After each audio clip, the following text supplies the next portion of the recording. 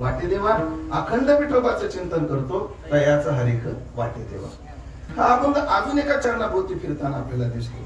तो का म्हणे मज घडो त्यांची सेवा. आपुलिया इथं जो जागा आहे तो का म्हणे मज. जो कुळामध्ये सात्विक जन्माला आलाय तो का म्हणे मज घडो त्याची सेवा. जो गीता भागवताचं श्रवण करतो तो का म्हणे मज घडो त्याची सेवा. अखंड विठोबाचं चिंतन करतो तो का म्हणे मज घडो त्याची सेवा.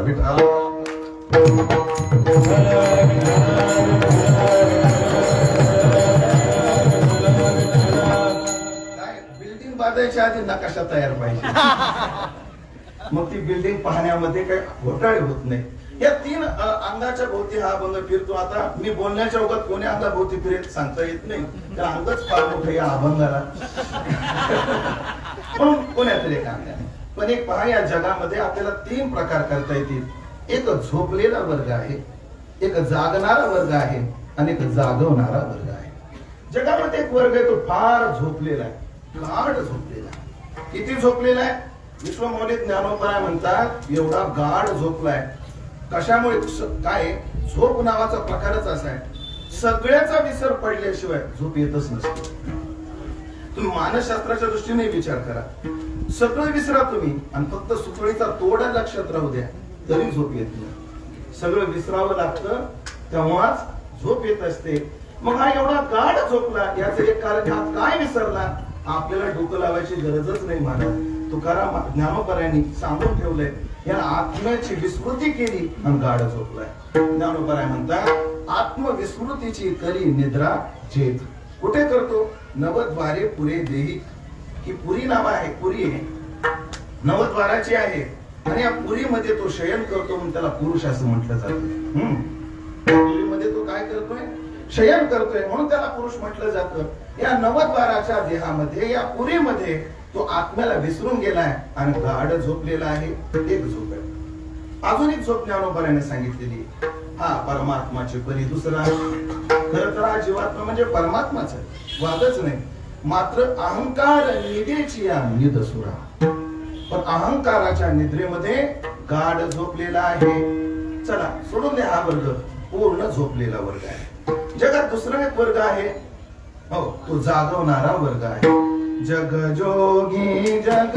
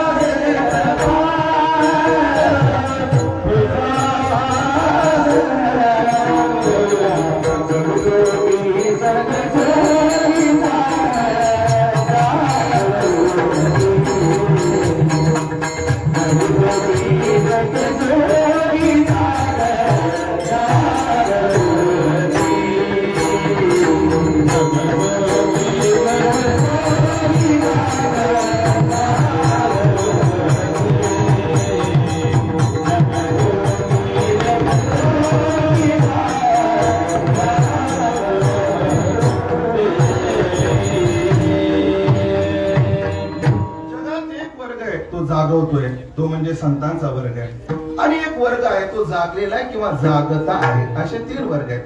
जगद्गुरु तुकोबरासारखे महात्मे किंवा सर्व संत या तिघांबद्दल यांच्याकडे यांचा पाहण्याचा दृष्टिकोन काय आहे हा जर आपण संत वाङ्मयातून तपासला तर जे पूर्ण झोपलेले आहेत त्यांच्याविषयी खेद आहे, त्यांच्याविषयी खेद आहे.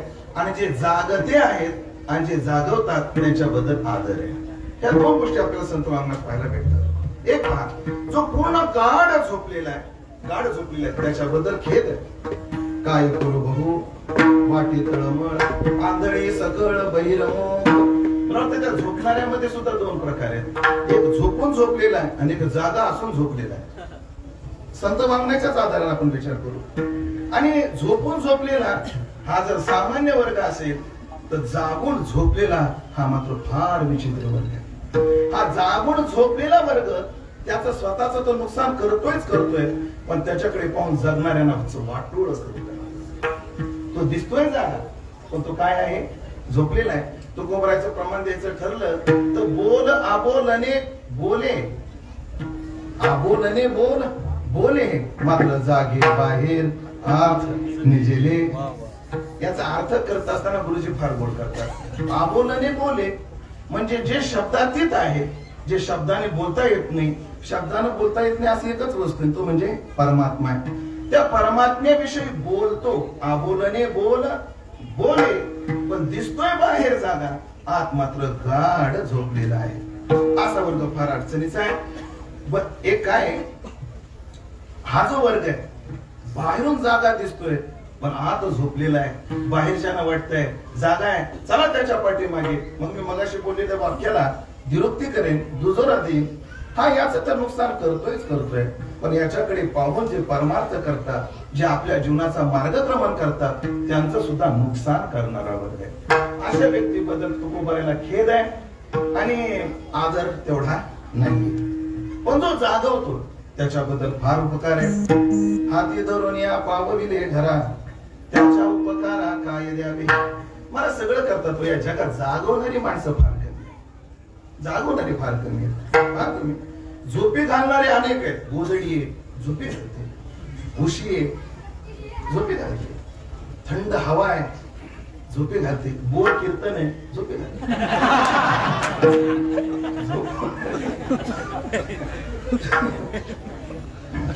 झोपवणारे अनेक आहेत, पण जागवणारे मात्र फार थोडे आहेत. त्यामध्ये एक संत आहेत, विठ्ठला.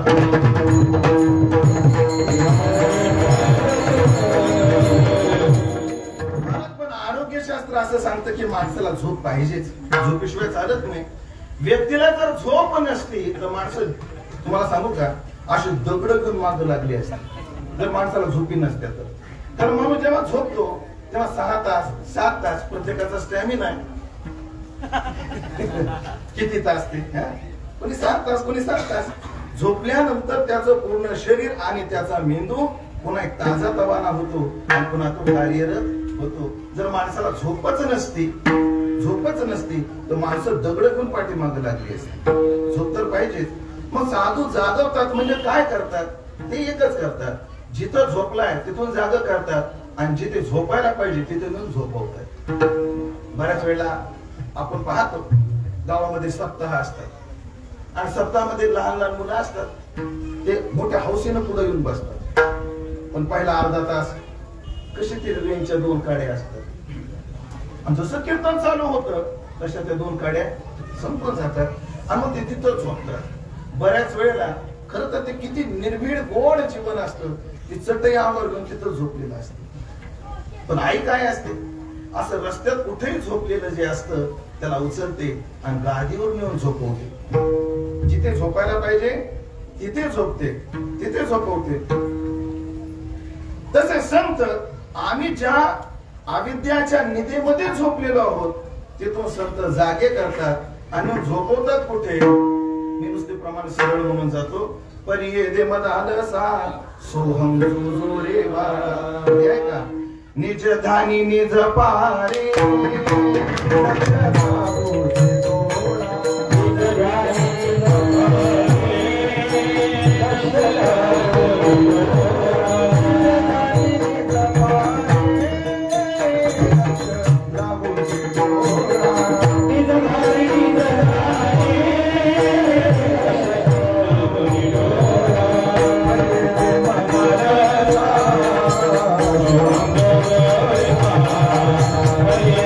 Hare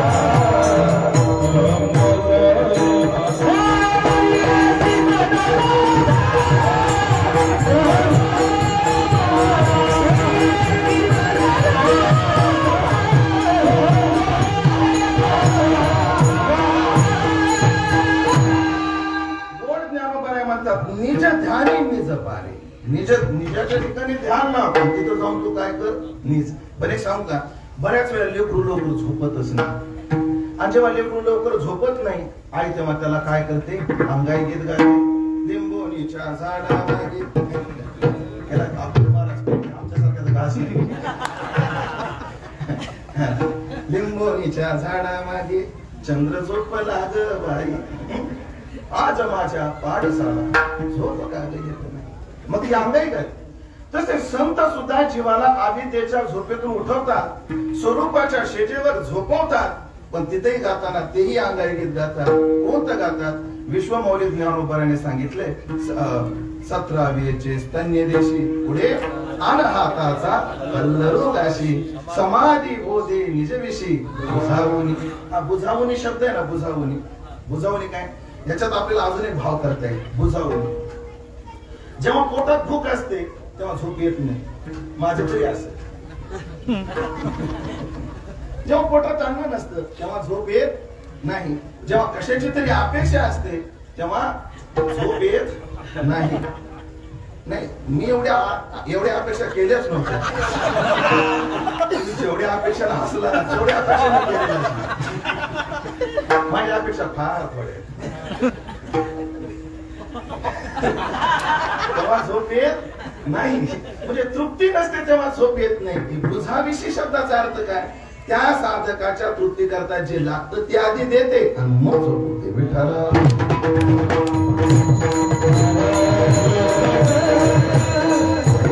पहिला वर्ग झाला की तो पहिला वर्ग काय करतोय, आत्मस्मृतीची निद्रा घेतोय, अहंकाराच्या निद्रेमध्ये गाढ झोपलेला आहे. दुसरा वर्ग समाजाला जागवतोय आणि योग्य ठिकाणी झोपवतोय. पण हे 2 वर्ग झाले. आता तिसरा एक वर्ग आहे, तो गाढ झोपलेलाही नाही आणि तो जागवण्याच्या ताकदीचाही नाही. आज रिद्धीचा काय आहे, वाढदिवस आहे, तिचा वाढदिवस. आज एक गायनाच्या क्षेत्रातील आत्तेरे महाराज असतील, आमचे ओंकार महाराज, उद्धव महाराज, आमचे किशोर महाराज, ही मंडळी आहेत गाणारी दिग्गज. हे आशीर्वाद देऊ शकतील, हिनं चांगलं गायक व्हावं असा आशीर्वाद ते देऊ शकतील. आमचे आपल्या सर्वांच्या आदराचे स्थान की जे आज आपल्यामध्ये उपस्थित आहेत, आदरणीय मृदंग चुडामणी दासोपंत स्वामी महाराज, आणि त्यांचंही माझ्यावर काही आगळं वेगळंच प्रेम आहे. आमचं प्रेम म्हणजे काय, तुकोबराच्या भाषेमध्ये दुरीपणे वास सन्निधता.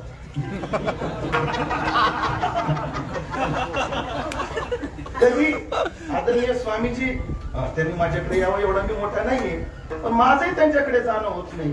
पण असं असताना सुद्धा आम्ही दूर जरी असलो त्यांना माझ्याविषयी प्रेम आणि मला त्यांच्याविषयी आदर तेवढाच, वादच नाही, असं आमचं नातं आहे.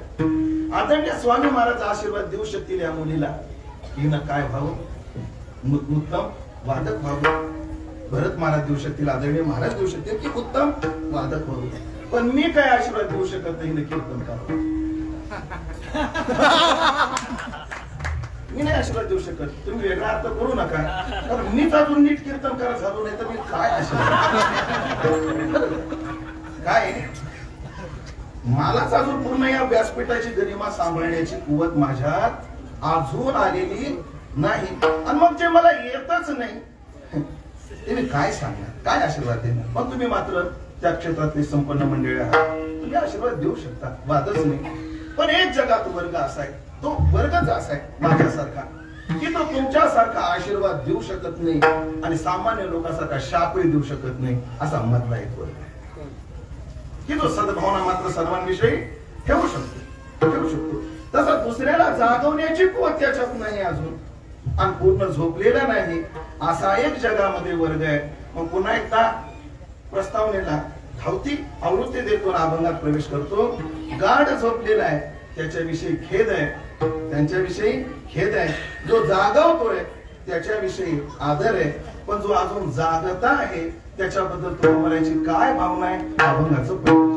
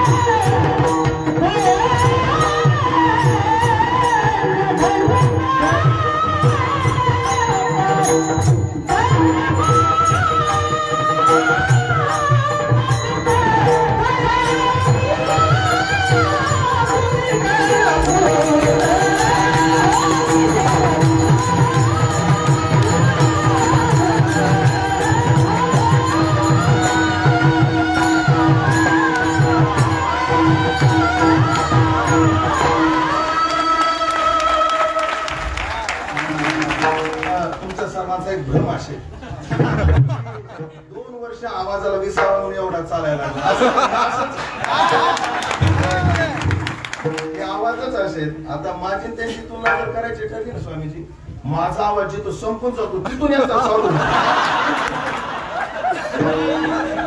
म्हणजे आमच्या पट्ट्या जिथं चालू संपतात पट्टे चालू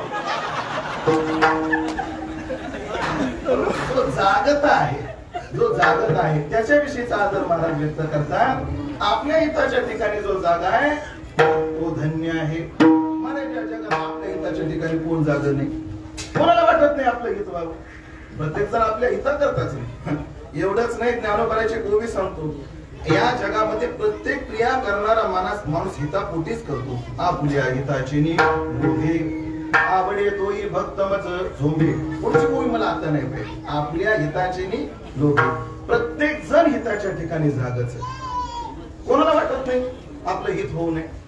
मग ह्याच व्यक्तींबद्दल आदर काय, सगळ्यांबद्दल आदर का नाही, त्याचं उत्तर आपल्याला थोडक्यात देता येईल. एकच उत्तर देता येईल, सर्व समाज हिताच्या जागी ठिकाणी जागा जरी असला, प्रत्येक जीव जरी हिताच्या ठिकाणी जागा असला, तरी फक्त एक फरक करता येईल आपल्याला. सगळा समाज हिताच्या जागेवर जरी माफ करा जागा जरी असला, हिताचं मात्र ज्ञान सगळ्यांना नाही. हे मात्र शास्त्राकडून असं दुरुपयोग शिकवलं. मी कोणाला विचारतो, एक साधा प्रश्न विचारतो,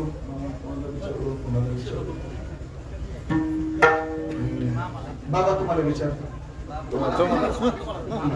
तुम्हाला पाच वाजवता येतो? खोटं बोलताय तुम्ही?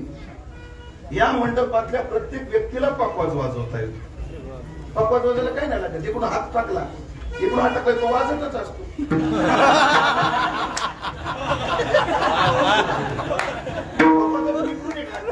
कोणी टाका वाजतच असतो. म्हणून सगळ्यालाच वाजवता येतो, वाजवता येतो पकवाज, पण कसा वाजवायचा असतो ते मात्र शिकावं. सगळं जग हिताच्या ठिकाणी जरी जाग दिसत जरी असलं, तर हिताचं यथार्थ ज्ञान मात्र साधू संतांकडून घ्यावं लागतं. सगळेच काही तसे नाही. एखादा ज्ञानोबाच्या 3 ओव्या ठेवून जातो, ह्याला धन्यता काय, कोणत्या अध्यायात सांगता येतं नाही. ज्ञानेश्वरीता एवढं पक्क माहिती, शब्द चुकायचा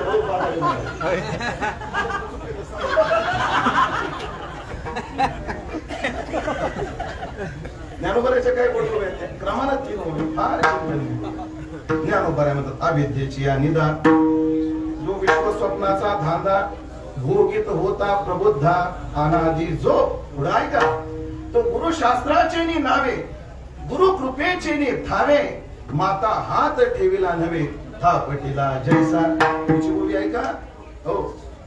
परी तैसा स्वस्वप्नेसी, काय काय म्हणत तुकडा तैसा स्वप्नेसी माया, निध सांडोनी धनंजया, सहसा शेईला अद्वया नंद जो. पुढत कडला लावली, पण लावली बाबा. आता काय त्याला पर्याय नाही, कारण 2 वर्ष झालं तवा गार झाल्या नाही. आता कुठं तापवायचं काम. कधी ज्ञानोबराच्या गोड होवे अजून 7व्या अध्यायात पाहू. जेथ विषयाची दाट झाली, माझी काम क्रोधाची साकडी, चुकावून आला पाडे सदवासनेच्या. पुढे ऐका, मग साधू संगे सुबटा संताचे संभाषे.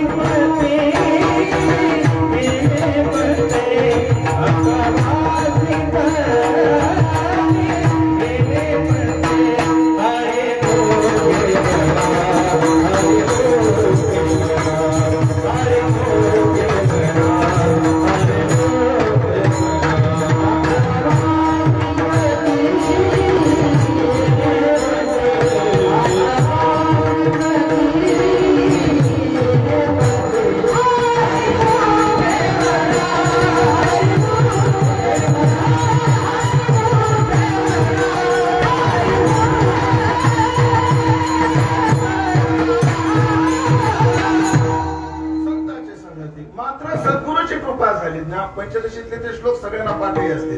ते पराग दर्शना प्रत्येक तत्वबोध विवर्जितः पूर्वते कर्म भोगाय कर्म कर्तुंच भुंजते सत्कर्म परिपाकाते करुणा निधुनोत्तः. असा एखादा साधू येतो आणि त्या साधकाला मात्र जाग करतो. तात्पर्य आपल्या हिताचं यथार्थ ज्ञान शास्त्राकडून आणि साधूकडून घ्यावं लागतं. या साधकावर उपकार आहे. हा साधक शास्त्राचा आणि गुरुचा आदर करून तो जागता झालेला आहे. तो काय आहे? जागत आहे. जागत आहे. काय झोप जाग करण्याचे सुद्धा दोन प्रकार आहेत. जाग करण्याचे दोन प्रकार म्हणण्यापेक्षा जाग होण्याचे दोन प्रकार म्हणतो. एक असं जाग होतो, ए उठ रे, हा उठलो, अरे उठ ना, बस प्रॅक्टिसला, उठलो.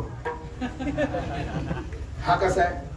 जागा आहे पण सक्रिय नाही आहे. फक्त जागा झाल्या तुमच्या आमच्यासाठी, पण अजून सक्रिय नाही. कदाचित त्याच्याकडे जर दुर्लक्ष झालं तर तो पुन्हा झोपण्याची काय आहे? दाट शक्यता आहे. सगळ्यांना आपापल्या विद्यार्थीचा काळातली अवस्था आठवतो. आमचे वडील स्वभावावर फार कडक. सकाळी 4लाच उठवायचे. माझं वय फार लहान होतं, 8-10 वर्षाचा मी होतो तरी उठवायचे. मग मी त्यांच्यासमोर उठायचो. आणि मी अनेक वेळा सांगितले, मी फार गरीब घरातला आहे. आई मात्र सूतगिरणीत कामाला असायची. ती सकाळी 3-4 वाजता कामावरून तिसरी ड्युटी करून आलेली असायची. मग मी मात्र काय करायचो? वडिलांसमोर जागा व्हायचो, वडिलांना थोडं बाहेर जाऊ द्यायचो आणि आई जवळ जायचो आणि पुन्हा झोपायचो. मग मात्र वडील मला जागा करत नव्हते. कारण का? ते म्हणायचे, आत्ताच काम करून आली, हिला ह्याला उठवायचं ना, तर तिची झोप होईल. अशी सुरक्षित जागा बघून झोप. पण संत एकदा साधकाला जाग केल्यावर काय निश्चयावर आणतात याचा गोड विचार आपल्याला पाहता येईल. कसा पाहता येईल? ध्रुव जेव्हा बापाच्या सर्वांना कथा भाग माहिती विस्तार करत नाही, वडिलाच्या मांडीवर बसवलं नाही, सापत्न मातेनं क्रोध केला, निघाला मनामध्ये. आता भागवतात हे वर्णन जरी नसलं तर अन्य ठिकाणी साधू संत सांगतात. ध्रुवाला त्याच्या आईला म्हणतात, सुनीतीला आठवड्याचं फक्त 4 शेर धान्य भेटत होतं. किती बाबा? 4 शेर धान्य भेटत होतं. तेवढ्यामध्ये त्यांना आठवडा घालवावा लागायचा. ध्रुव जेव्हा निघाला आणि जेव्हा उत्तानपाद राजाला कळालं की ध्रुव वनामध्ये जातोय, लगेच त्याने एक सेवक पाठवला आणि सेवकाला पाठवून सांगितलं, ध्रुवाला म्हणून वनात जायची काही गरज नाही, या आठवड्यापासून 4च्या ऐवजी 8 पायऱ्या पाठवतो. 4च्या ऐवजी 8 पायऱ्या पाठवतो. ध्रुव जेव्हा निरोप ध्रुवापर्यंत गेला, ध्रुव सद्गतीत झाले आणि ध्रुवाच्या मुखातले शब्द आहेत, बाप आता परमार्थाचा नुसता मार्ग धरलाय तो दुप्पट वाढले, गंतव्यावर गेल्यावर किती वाढले. याला म्हणतात परिपूर्ण जागे होण्याचं लक्षण. माणूस जागा हिताच्या ठिकाणी. मुळात आपलं हित काय आहे हे सगळ्यांना माहितीये. इथं तर सांगण्याची आवश्यकता नाही. संसारात हित नसतं. हित कशात आहे? देवाच्या चिंतनात आहे. हे काय सांगायची गरज नाही. एवढे सामान्य श्रोते तुम्ही नाही. तुम्हाला हित कशात आहे हे सांग ना. मग अजून मी किती माग असलेला हे सिद्ध करेन. जगातल्या कोणालाही विचारा तुम्ही. म्हणजे कीर्तनाचं नुसतं वारं जरी लागलं त्याला, कीर्तनाच्या क्षेत्रातलं हवा जरी लागली, त्याला सहज विचारा, देव करण्यात येत आहे का संसार करण्यात येत आहे? काय मत आहे तुमचं? खरं सांगा. पाठीमागचं सगळं माहिती आहे. काय सांगायचं? पिष्ट पिष्ट नाही कशाला करायचं? हिताचं ज्ञान सर्वांना आहे. पण हिताच्या ठिकाणी जाग कोण कोणत्या पद्धतीने होतं? कोणी शास्त्र वचनाच्या आधारानं होतं, कोणी संत सहवासानं होतं, कोणी प्रारब्धानं होतं. एक सहज घटना घडली म्हणतात पिंगरीच्या जीवनात.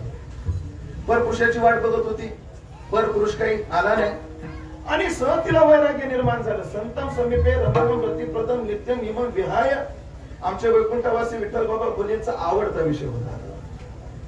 ज्याची सुरुवातीतून असायची, पिंगला नाम वेश्य असते. या प्रकरणाची सुरुवात कुठून करायची? पिंगला नाम वेश्य असते. कुठे जनकाच्या दरबारामध्ये पिंगला नावाचे काय आहे? वेश्या आहे. ती काय करते? मग ती भागवतातली पूर्वी लगेच म्हणायची, एका ते मारी खडा, एका ते म्हणे घ्यावो बुवा. लई नखरे करायची. पण एक दिवशी परपुरुष आला नाही आणि अचानक रात्री वैराग्य निर्माण झाला. अरे अरे मी काय करत बसले? जो आत्माराम पुरुष नित्य माझ्या जवळ आहे, संतम असलेला समीपम एवढा जवळ असलेला, संतम समीपम रमणम ज्याच्यात रममान व्हाव असा, रतिप्रदम सुख देणारा, प्रदम म्हणजे देणारा, रतिप्रदम नित्यम नित्य देणारा, एरवी विषय. आता ह्या सगळ्याची जर आपण पदकृत्य जर करत बसलो शास्त्रीय भाषेमध्ये, प्रत्येकाचं पदकृत्य करत बसलो तर एका वाक्यात सांगता येईल काही गोष्टी संतम नाही. काही गोष्टी म्हणण्यापेक्षा तो सोडला तर काही संतम नाहीच. स्थिर राहणार काय या जगात? काही स्थिर राहत नाही, काहीच नाही. संसारातलं कोणतंच सुख शाश्वत नाही, कोणतंच. याला उदाहरण मी कायम देत असतो. एक माणूस गेवराईला गेला. जवळ माझं गाव आहे का गेवराई? गेवराईला जाऊ महाराजाची भेट होईल. भेटली तर भेटली एखादी अंगठी.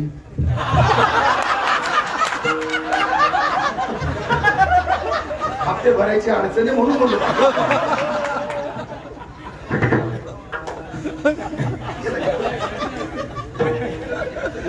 भेटणार नाही, मी येणार नाही. पुढचं कीर्तन मोकळ्या मनाने ऐका.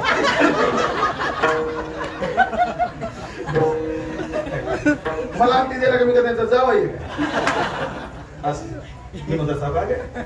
गेवराईला गेला आणि गेवराईला गेल्यानंतर त्याला आंबे दिसले, पिवळे धमक, सुंदर आंबे दिसले. वा वा म्हणून आंबे. विचारलं काय डझन दिले रे? म्हणे साहेब 1500 रुपये डझन. आणि पाटील एक मानसिकता आहे माणसाची, जेव्हा मेथीची भाजी 10ला 3 जोड्या येतात ना तेव्हा चवदार लागत नाही. जेव्हा मेथीची भाजी 20ला जोडी होते ना काय चव येते दादा. जसं आता गल्लीतल्या कीर्तनाला चव आली.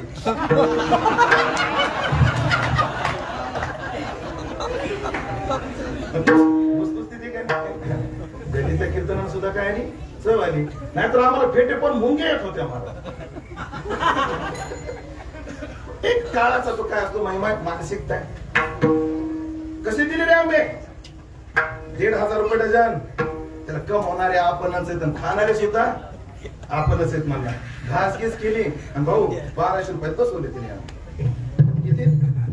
एक आंबा कितीला पडला? 100 रुपयाला एक आंबा पडला. निघाला, गाडीवर बसला आणि डोक्यात गणित चालू झालं. आंबे भरायला. एक आंबा मी खाईन, एक आंबा गण्याची माय खाईन, एक आंबा गण्या खाईन आणि एक आंबा रीतीलाच खाऊ घालतो.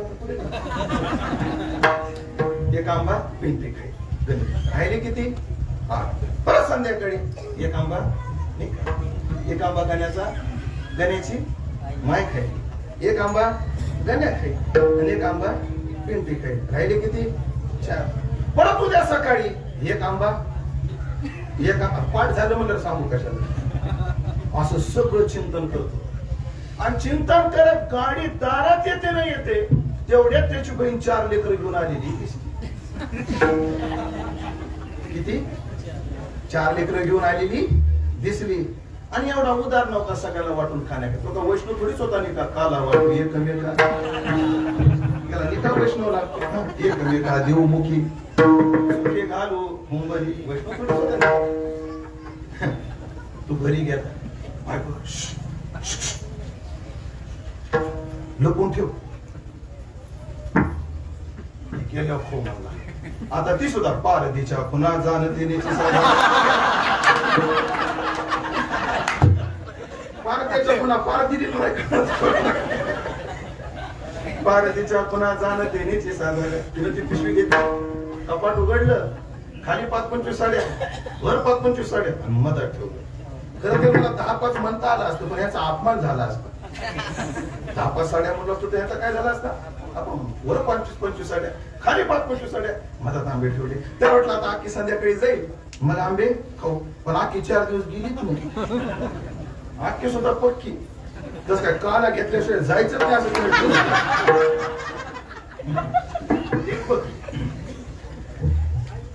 आणि कशी तरी आखी 4 दिवसाने गेली. बायकोला काढ आंबे. एक आंबा मी खातो, एक आंबा तू खा, एक आंबा गण्या खाईल आणि एक आंबा पिंटे खा. लगेच तिने पिशवी काढली, आंबे स्वच्छ धुतले, आंबे स्वच्छ धुतले, ते कापले.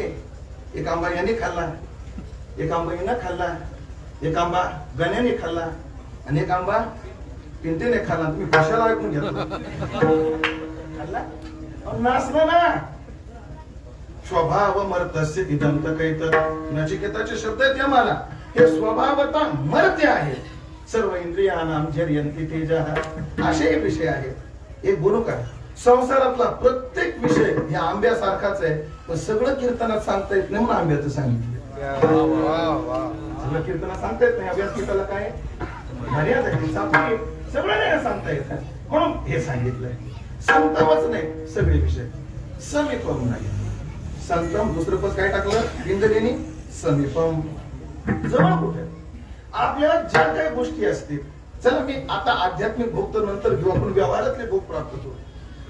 खरंच आम्ही जर आळंदीला आलो नसतो ना, आम्ही कीर्तनकार झालो नसतो ना, आम्हाला सायकल सुद्धा फिरायला भेटली नसती. सायकल सुद्धा.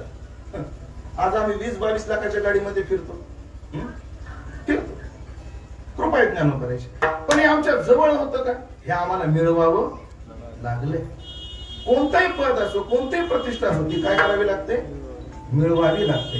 एक तर संतम नाहीत, समीपम नाहीत, ते कुठून तरी मिळवावे लागतात. संतम समीपम. रमणम दुसरा पद आहे, तिसरं पद आहे रमणम. हे विषय रमवण्याची कुवत यांच्यात नाही.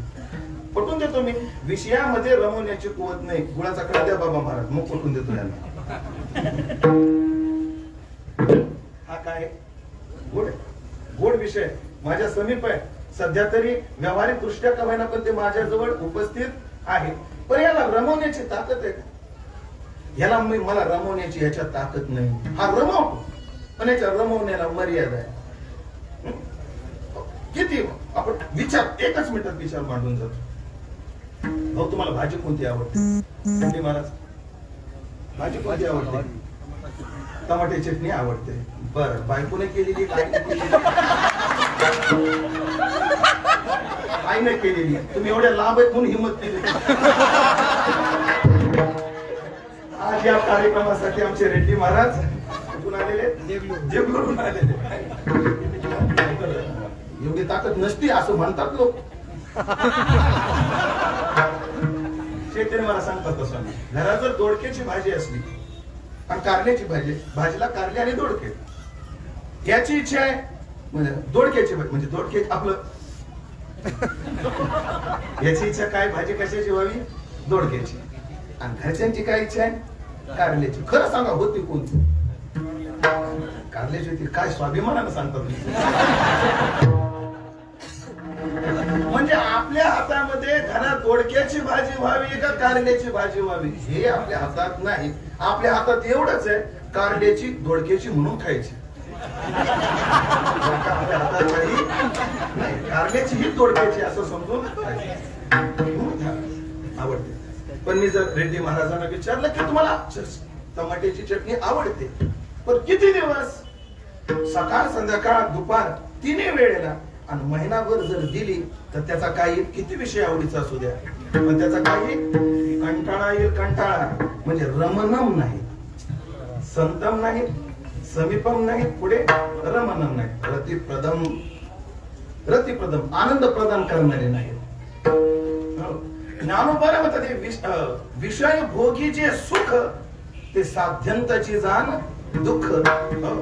विषय भोगताना जरी आपल्याला गोड वाटत असले, ते भोग देताना सुद्धा ते दुःखच प्रदान करत असतात.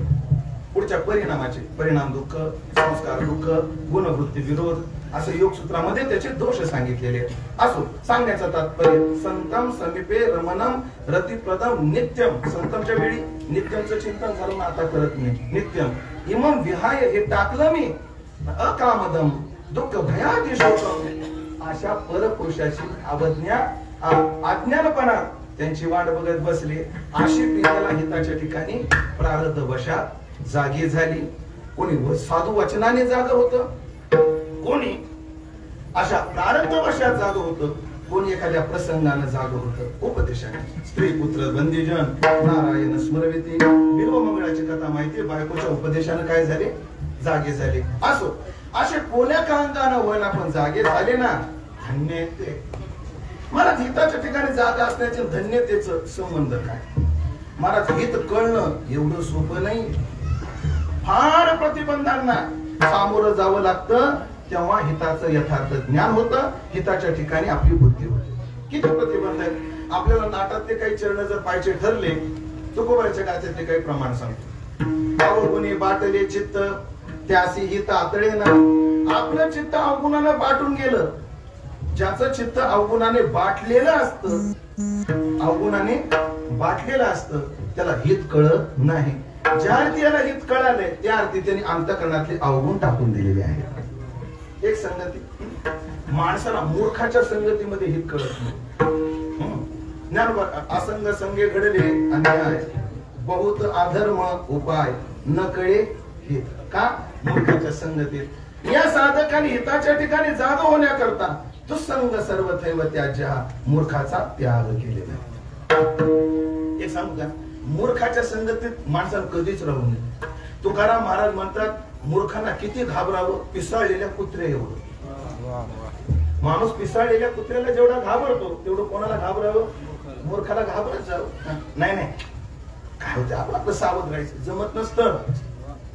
अहो दुर्जना संसर्गात मानहानी पदे पदे. मूर्खाची संगती क्षणभर सुद्धा मोठ्या अडचणीत आणत असते. क्षणभर सुद्धा नाही, किती सावध असला तरी नाही. श्री गुरु शेखर महाराजाच्या मुखात एक दृष्टांत खूप गोड आहे, 2 मिनिटात सांगून जातो. दृष्टांत असा आहे, एक हिऱ्याचा व्यापारी होता आणि आपल्यानंतर पोराने व्यापार चालवावा असं त्याला वाटायचं. तो चालवायला लागला, पण तो हिऱ्याचा व्यापारी आपला जो मुलगा आहे तो दुर्जनाच्या संगतीत राहतो असं त्याच्या लक्षात आलं. त्याने समजून सांगण्याचा प्रयत्न केला, भाऊ आमच्या संगतीत राहत जाऊ नका बरं, घात होईल. नाही बाबा, व्यवहारा करता राहावं लागतं. हे गोंडस वाक्याखाली आपण लय खपून घेतो, आपण विसरून जातो या गोंडस वाक्याखाली. नाही, व्यवहारा करता करावं लागतं, व्यवहारा करता करावं लागतं, व्यवहारा करता जावं लागतं, जावं लागतं. बापाचा नाईलाज झाला. बापाने दुसऱ्या दिवशी युक्ती केली. बापाने सांगितलं, बाळा इकडे माझे काम करशील? बाबा तुम्ही सांगाल ते कधी. काय काम आहे? काय नाही, कोळसे उद्या आज संध्याकाळपर्यंत कोळसे सांभाळायचे. बाबा काय बोलतो, मी कोळसे सांभाळायला देतात? कोळसे? अरे एवढे सांभाळ, पण माझी एक अट आहे, या कोळशाचा कोणताच डाग तुझ्या शर्टला लागला नाही. त्या दिवशी तो पोरगा पांढरा शुभ्र लिलनचा स्टार्च केलेला शर्ट घातलेला होता, लागला नाही पाहिजे. हो बा, त्यानं कागदाची पुडी केली आणि ती पुडी कोळशाची पुडी केली आणि खिशामध्ये घातली. दिवसभर पाहायचं आहे का, आहे का. आणि संध्याकाळच्या वेळेला जेव्हा घरी आला, बापाने विचारलं, बाळासाहेब कोळसे आहेत तुम्ही? बाबा खिशातून पुडी काढली तर त्या खिशाच्या कडाला थोडं काळ होतं. बापाने विचारलं, काळजी घेतली होती? हो. कपड्याला लागू नये ह्याची काळजी घेतली होती? पक्की घेतली होती बाबा, पक्की घेतली होती काळजी. मग नाही ना तुम्हाला कुठं काळ? कुठंच नाही लागलं बाबा. आणि सहज बापाने दाखवलं, सगळं होतं कुठं काळ झालं, पण काट असतात नाही, काट हे मात्र काळे होते. पोरगाला, बाप बाबा एवढ्या सावधगिरीने कोळसे मी जवळ ठेवले तरी काळ कसं झालं? आणि बाळा मूर्खाचं असंच असतं. त्यांच्या संगतीत किती सावध राहिलं, ते घात केल्याशिवाय राहत नाही. आणि त्यातली त्यात महाराज मंडळी आपले कपडेच पांढरे, आपले कपडेच काय आहे, पांढरे. आपण जपलं. मूर्खाच्या संगतीत कळत नाही, पण त्यांनी मूर्ख संगतीचा त्याग केला. मूर्खाच्या संगतीत काही स्वार्थ साध्य होतो, काही काळ साध्य होतो, पण त्याच्यातून होणारा घात मात्र फार कठीण असतो. महाराज जीव ओळून टाकावं असं चिंतन आहे मोरारी बापूंचं. मोरारी बापू म्हणतात, आधी भोले बाबाचं चिंतन सांगतो कालिदास महाराज. भोले महाराज म्हणायचे, जेवताना सुद्धा 3 गोष्टीचा विचार करा मग जेवा. हे अन्न कोणत्या निमित्ताने, हे अन्नाचा स्वभाव काय आहे, आणि अन्न कोणाच्या आश्रयाला आहे, या 3 गोष्टीचा विचार करा मग जेवा. हे अन्न स्वभाव काय आहे अन्नाचा? जे स्वभावता दूषित आहेत मांस खाऊ नये. जरी आज म्हणत असतील लोक कोरोना होत नाही, काही बिघडत नाही, मी तुमच्या समोर मलाही कोरोना, टेन्शन घेऊ नका भाऊ, लय दिवस झाले आता. आणि स्कोर किती होता स्वामी? 20. किती? 20 स्कोर होता. 20 म्हणजे विस्कोर होता. मी मुंबईला प्रेमाचे डॉक्टर 15 दिवस त्यांच्याकडे थांबलो. विस्कोर होता. आम्ही नाही माळा काढल्या तरी आम्ही जगलो. पण आपल्याला महाराज मंडळी फार मोठं आव्हान आहे बरं. बऱ्याच गावातली सत्य आता चालू होतील असं वाटत नाही. आपल्याला चालू करावी लागणार. आणि एक बोलू का आपल्याला संधी आहे. गावातले लोक म्हणतात महाराज आमच्या गावामध्ये सप्ताह व्यंकट स्वामींनी चालू केलेला आहे. आमच्या गावातला सप्ताह मामासाहेबांनी चालू केलाय. भविष्यात हे वाक्य आपल्या कानावर येतील. आमचा सप्ताह बंद पडला होता पण अक्रूर महाराजांनी चालू केलेला आहे. महाराजांनी चालू केला आहे. गोविंद महाराजांनी चालू केलेला आहे. पंतांनी चालू केलेला आहे. ती आपल्याला काय आहे संधी आहे. आपल्याला एक काम करावं लागणार आहे. आता शून्यातून विश्व होतं. अजून एक घात झालाय मला संप्रदायाच्या या काळामध्ये. बऱ्याच लोकांनी माळा काढलेल्या आणि माझं एक साफ मत आहे. बघा पटतं का स्वामी, मी जरा जाणीवपूर्वक बोलतोय. माझं साफ मत आहे, आता ज्यांनी माळा काढल्या त्यांना रागत बसू नका, त्यांना चिडू नका. त्यांना एकच म्हणा, घरून चुकून गेलेलं माणूस जर गेलं तर संध्याकाळपर्यंत घरची वाट पाहताय.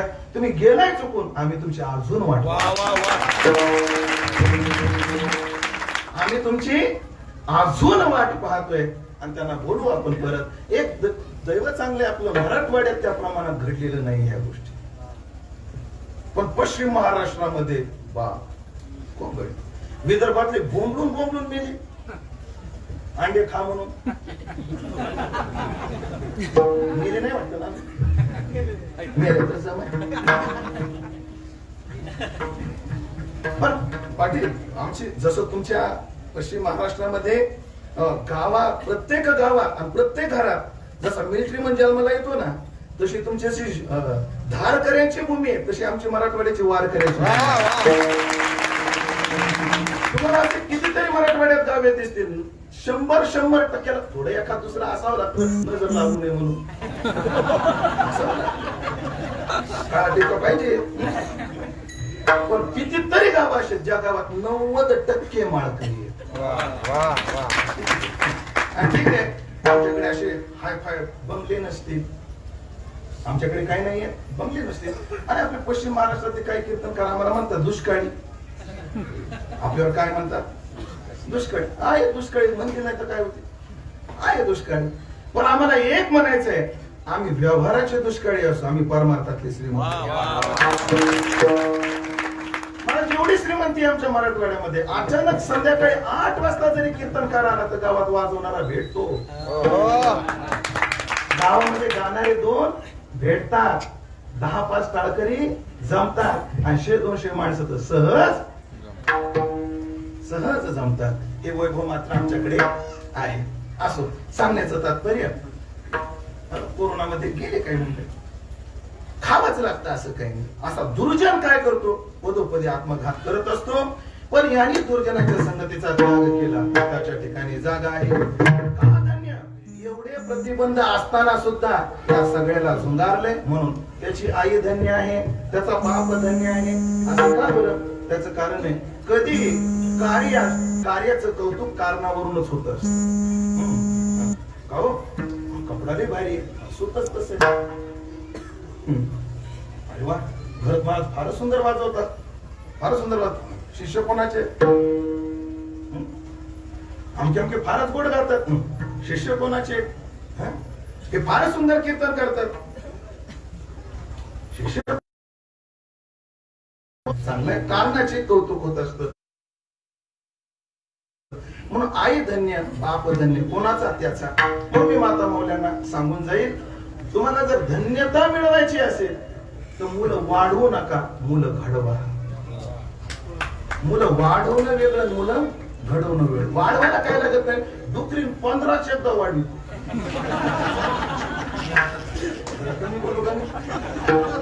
डुकरी एकदाच 15-20 होतात, पण सगळे गले गट होतात. माझ्याकडेच पाहिलं पाहिजे असं काही.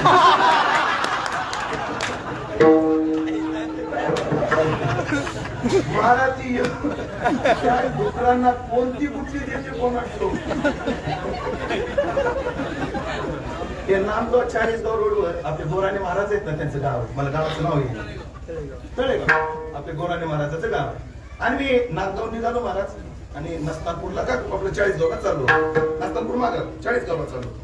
तर गाडी ना आपली गाडी आणि त्या गाडीत मी बसलेलो आणि अशी गाडी डुकरावरून गेली. मी घाबरलो.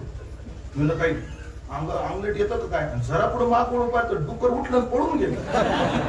एवढं निपटक राहत अशी वाढवत आपण काय वाढवतो. सांगण्याचं तात्पर्य वाढवणं पुरुषार्थ नाही, घडवणं नाही. म्हणून जर तुम्ही मुलं घडवले तर तुमची धन्यता आहे आणि जर तुम्ही मुलं घडवले नाही तर जागोजागी तुकाराम महाराजांनी शिव्या आईला दिलाय. प्रमाण म्हणावी लागतील, सरळ तरी म्हणावी लागते. जे कोणी हरकली अंड पुत्र झाला म्हणे रांड, तो झाला भांड चहाड चोरटा शिंदड. शब्द काय राहिला. रांड प्रसवली म्हणे, रांड प्रसवली. तुका म्हणे त्याच दिवशी. पुढचं तुम्हाला पाठ असेल तर ठीक बाबा, पण माझी हिंमतच नाही.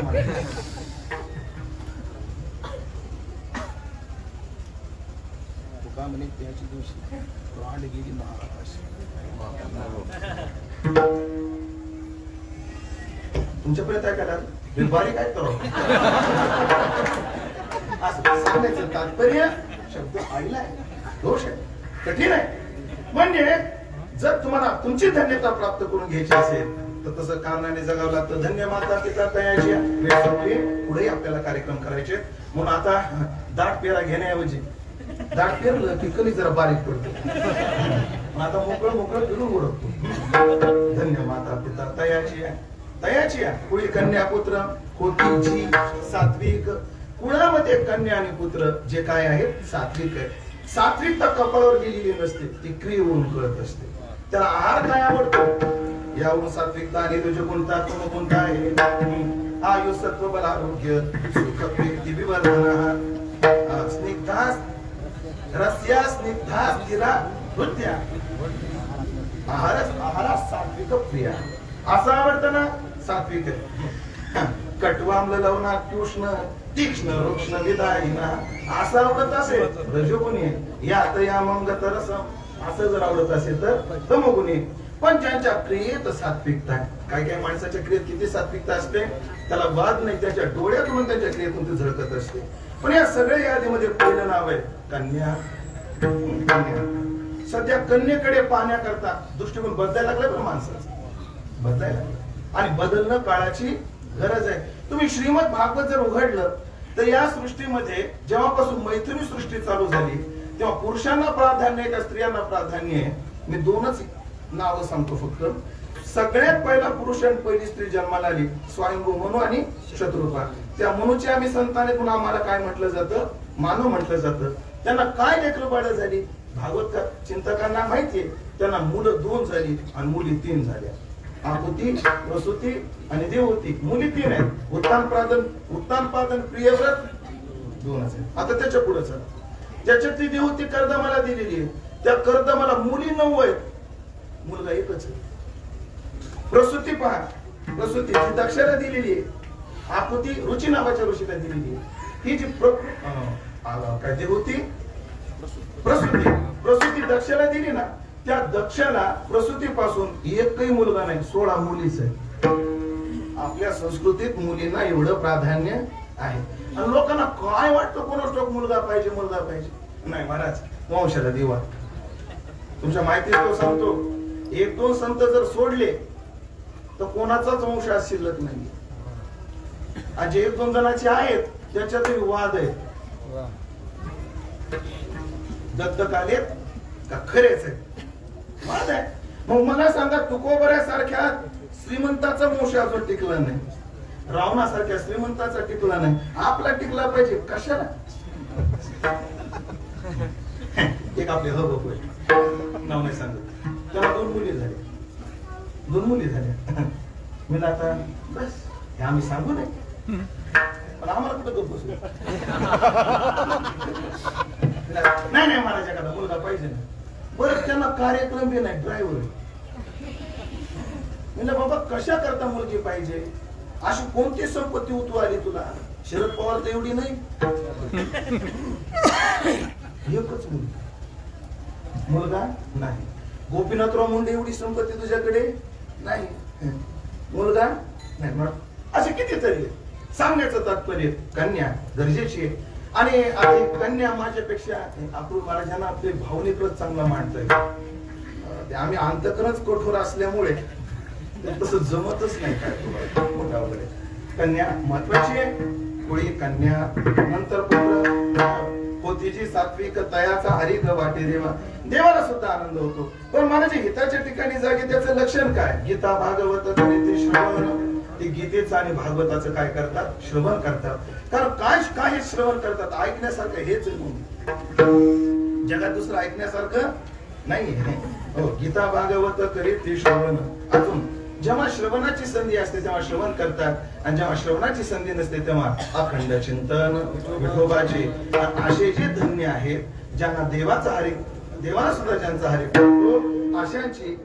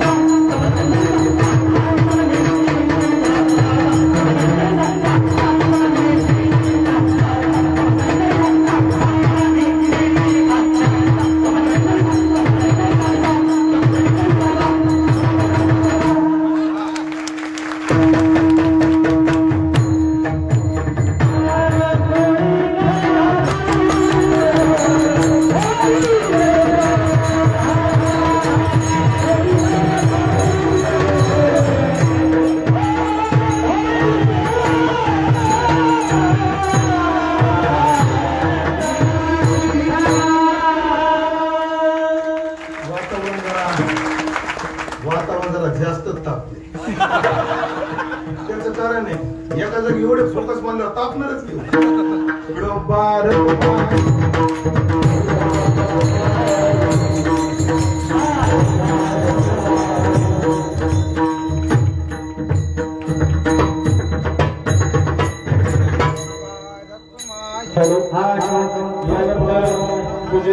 भक्तीपर आहे वारकरी भूषण वारकरी वैभव आपल्या सर्वांचं श्रद्धास्थान ओमेशजी महाराज दशरथे यांचं पूजन करण्याकरता मी सर्वप्रथम सिद्धेश्वर काळे सरपंच घोडेगाव, त्यानंतर आदरणीय परमेश्वर महाराज वाघमोडे, त्यानंतर आदरणीय लक्ष्मण भाऊ बुदे आणि आदरणीय सुभाष भाऊ किरोळकर यांना मी विनंती करतो की त्यांनी महाराजांचं पूजन करावं. चला.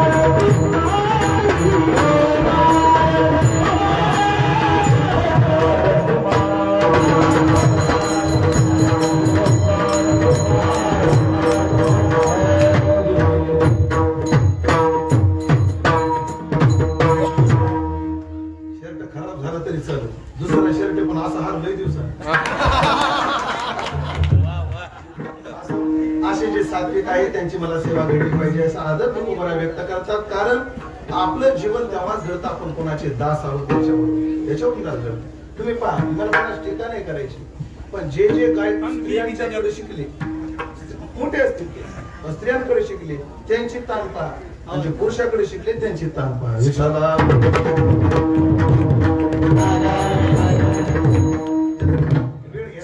आपण कोणाचे दास आहोत याला फार महत्व आहे. तुकोबराचे दोन प्रमाण सांगतो आणि सेवा संपवतो. देशोदेशी धाक जयाच्या उत्तरे तयाचे कुत्रे परे भले धीगतीने ज्याचा स्वामी हिनवर. आपल्या मालकाचं नाव सुद्धा घ्यायला स्वाभिमान वाटला पाहिजे. तुम्हाला दास्यत्व कोणाचं करायचंय त्यांचं करायचंय. कोणाचं जे आतापर्यंत मी थोडक्यात वर्णन केलं त्यांचं कीर्तन संपलेलं आहे.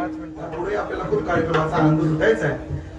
फक्त आज रिद्धीच्या संबंधानं आपण तर स्वतंत्र आशीर्वाद देणारे कोण आहोत, पण या अभंगाच्या दृष्टीने मी आशीर्वाद असे देतो.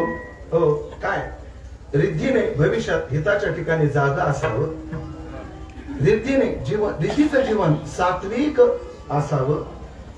रिद्धीचं जीवन गीता भागवताच्या श्रवणात जावं. रिद्धीचं जीवन विठोबाच्या चिंतनात जावं. असाच तुकोबराच्या वचनात आशीर्वाद देऊ आणि थांबवू.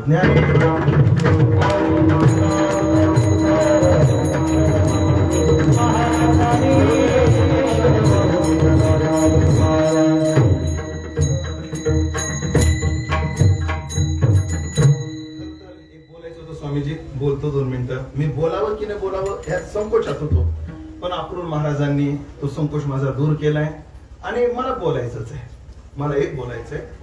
काय असतं मी 5 मिनिटं घेणार आहे. आदर्श वेगळा असतो आणि वस्तुस्थिती वेगळी असते. आदर्श किती चांगला असला तरी वस्तुस्थिती नाकारता येत नसते. पण तिला बसल्यावर धोत्रात संडास करावी बोला करू नये. हा काय आदर्श आहे, पण झाल्यावर काय करा हे दृष्टांत माझा नाही. हा परभणीकर गुरुजीचा दृष्टांत. गुरुजी हा दृष्टांत द्यायचे. ते वेगळ्या सिद्धांत करता द्यायचे. ते म्हणायचे मूळचा ब्रह्मरूप असणारा जीव झालाच कसा, पण झालाय ना आता पर्याय काय.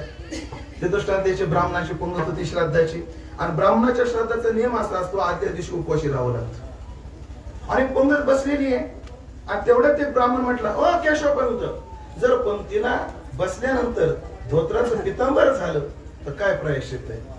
बाकीची मुले होणं शक्यच नाही, असं होतच नसतं.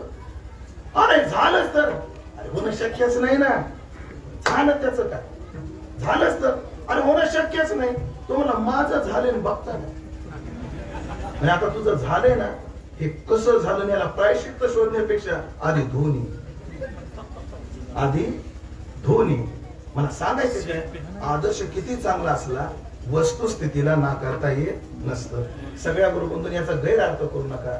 मग कळकळीनं पोटातून सांगतो, कीर्तनावर भजनावर संसार करायचा नसतो. हा झाला आदर्श, पण होतो ही वस्तुस्थिती. ती नाकारता येणार नाही, ती नाकारता येणार नाही. फक्त आपण एक केलं पाहिजे. ह्या कोरोना काय सांगायचं की आता आपण सगळ्या मंडळींनी या कोरोनाच्या निमित्ताने जाग झालं पाहिजे आणि याच बरोबर काहीतरी उत्पन्नाचा सोर्स असला पाहिजे याकडे लक्ष केंद्रित केलं. त्याच्या व्यतिरिक्त सुद्धा आपल्याकडे इन्कमचा काहीतरी सोर्स असला पाहिजे. आणि काय गैर नाही महाराज, आमचे काही महाराज मंडळी भाजी विकतायत, काय गैर आहे? काही वडापावची गाडी टाकली, काय गैर आहे? काही कंपन्यामध्ये जातात, काय गैर आहे? लोकांच्या मुंड्या तर मोडत नाहीत ना. आज आमची महाराज मंडळी वाम मार्गाला जात नाही, हे केवळ या व्यासपीठाची कृपा. कोणची पोरं आत्महत्या करायला लागले, दारू प्यायला लागले, डिप्रेशन शब्द आहे त्यांच्याकडे. हो, हे कौतुक आहे. पण आपल्या सगळ्याच मंडळीने या निमित्तानं जाग झालं पाहिजे. नाव नाही सांगत, आपले मृदंगाचार्य साधेच बिचारे परिस्थितीने कंपनीत गेले, सवय नाही कामाची, आणि स्वामीजी पुढीचा हात आहे, हे 3 बोटच गेले. मिशनीमध्ये हे 3 बोट गेले. आता ते पकवाज वाजू शकत नाही, इदंच नास्ती. आणि आता कंपनीत काम होत नाही, यांनी करायचं काय?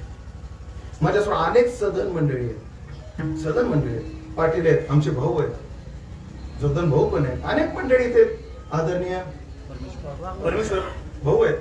ही सगळी मंडळी आहेत. मला एक माहिती आहे, असा जगात कोणी श्रीमंत नाही की तो सर्व वारकरी संप्रदायाचं दैन्य घालू शकेल. असा कोणी जगात श्रीमंत नाहीये. पण मला असं म्हणायचंय किंवा आपल्या महाराज मंडळीमध्ये सुद्धा काही संपन्न आहेत. आपली मंडळी आपल्यात सुद्धा काही ज्या त्या ठिकाणी संपन्न आहेत.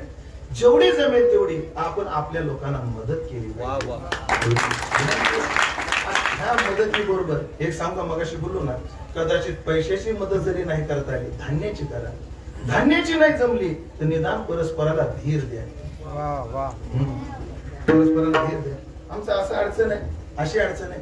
आमचे काही कार्यक्रमाच्या निमित्ताने या सर्व मंडळीशी सुखद महाराज असतील, आमचे रघु महाराज असतील, गणेश महाराज असतील, काहीतरी निमित्तानं भेटी व्हायची, आमचं हिदगोज व्हायचं.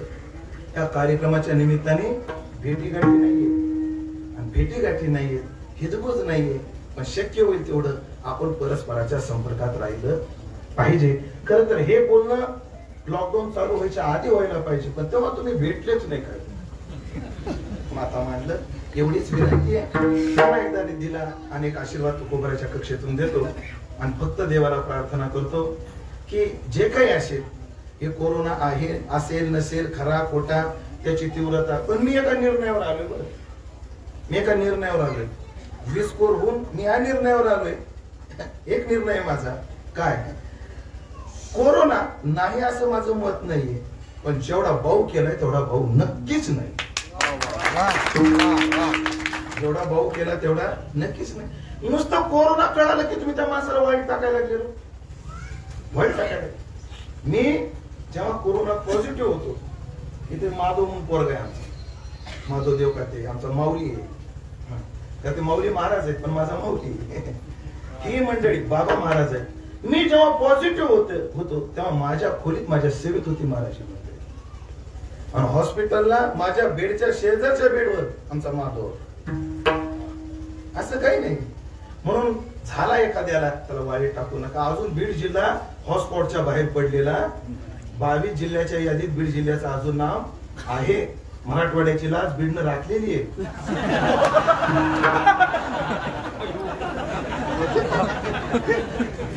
पण असं घाबरू नका. आणि बेसावधे राहू नका एवढी विनंती करतो. खरं तर काय झालं, एवढं बोलावं वाटतंय मला, पण वेळेची मर्यादा आहे. काय झालं, जशी म्हैस एका जागी लय दिवस बांधली आणि जर सोडली ना पायाच्या मुंग्या जिरूस तर थांबत असं सगळं आमचं झालंय. पण आता पुढच्याही कार्यक्रमाकरता कुठंतरी आवर घातली पाहिजे. पुन्हा एकदा सगळ्या महाराज मंडळींचा आभार मानतो. आमचे योगेश भाऊ या माध्यमातून फार चांगलं कार्य करतायत. ते सुद्धा एक नवीन स्टेज त्यांनी या माध्यमातून भाग्यवंत वारकरी या माध्यमातून त्यांनी आपल्या वारकऱ्यांना स्टेज निर्माण केलेलं आहे. आता काय त्यांची इच्छा असते किंवा बऱ्याच जणांची इच्छा असते, तुम्ही टीव्हीवर काय येत नाही, तुम्ही ह्याच्यावर लाईव्ह वगैरे काय येत नाही. मला मी ह्याच्यात तुम्हाला नाटक वाटेल दादा, पण माझं वस्तुस्थिती सांगतो. खरंच माझा आवाज, माझं वक्तव्य त्या क्वालिटीचं नाहीये, म्हणून मी या व्यासपीठावर यायला टाळतो. नाही तर मला याचं काही गैर नाहीये. कोणी सुद्धा मला फार आग्रह केला जी टॉकीज साठी, खूप प्रयत्न केले, पण वस्तुस्थितीने सांगतो मला त्याच्याबद्दल काही द्वेष पण नाही, काही अडचण नाही. पण खरंच त्या क्वालिटीची आमच्याकडे आवाज नाहीये, त्या क्वालिटीचं वक्तव्य नाहीये. आम्ही गोवळी रानटे नवे जनातील जिटे अशी स्थिती आहे. आणि नकोच आता, जाऊ दे चला म्हणून मी त्यापासून थोडा दूर आहे. पण आमचे योगेश भाऊ करतायत, ठीक आहे. ज्यांच्याकडे क्वालिटी आहे त्यांना मात्र त्यांनी स्टेज निर्माण करून दिलं.